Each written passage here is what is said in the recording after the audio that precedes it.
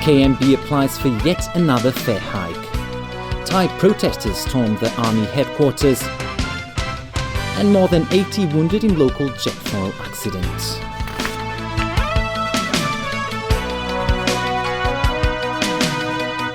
Good evening. Kowloon Motor Bus has applied for a 4.3% fare hike. The bus company cited losing money on the majority of its routes as one such reason for wanting to charge more. Here's Evelina Leung with the details. The government will launch a vaccination scheme on Monday for children aged between 2 and 5 who have never received PCV13, and subsidised jabs will be available from private doctors from the middle of next month. Stephanie Choi reports. Anti-government protesters in Thailand will stop at nothing to topple Prime Minister Yingluck Shinawatra. They proved that today when they forced their way into the Royal Thai Army compound as part of their goal to cause a nationwide government shutdown. Sonia Terror reports.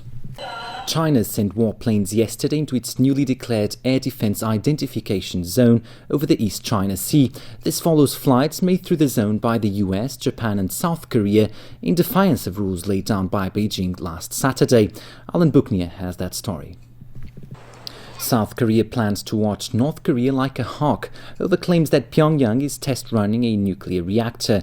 The South Korean Defense Ministry spokesman insists North Korea is test running its Yongbyon nuclear reactor.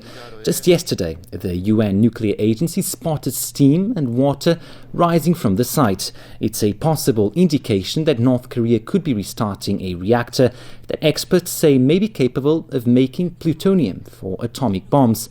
The North claims it destroyed its nuclear cooling tower back in 2008. 87 people were injured, including 2 seriously, in an accident early today involving a Macau-bound jet foil off Hailing Chow. The vessel hit an unidentified object at sea. The shipping company insists the jet foil complied with the speed limit at the time of the accident. As Vicky Kung reports, the Marine Department will launch an investigation to determine what went wrong.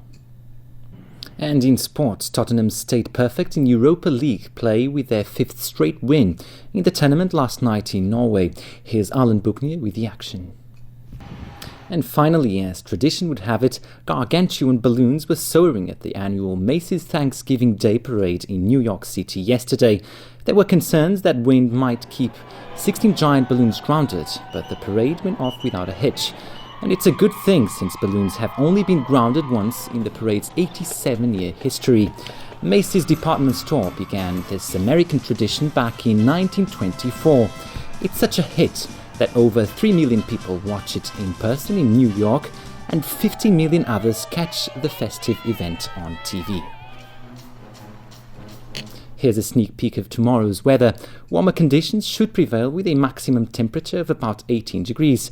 So enjoy your weekend. That's the news.